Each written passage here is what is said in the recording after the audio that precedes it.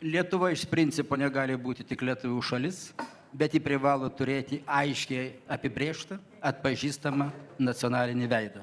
Kalbant apie imigraciją, faktiškai turime masinę imigraciją, kuri prilygsta sovietmečių vykusiems procesams.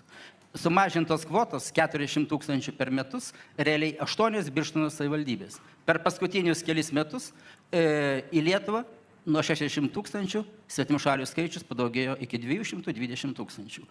Keli metai ir mes pasieksime tiek kolonistų, kiek buvo į Lietuvą privežta per 50 okupacijos metų. Todėl labai griežta imigracijos politika, griežta naturalizacija, labai aiškus lietuvių kalbos valstybinis statusas, labai griežta politinė imigrantų kontrolė, nes pas mus yra prileista 1000 diversantų prisidengusių vadinamaisiais darbo imigrantais iš Baltarusijos. Tai yra faktas.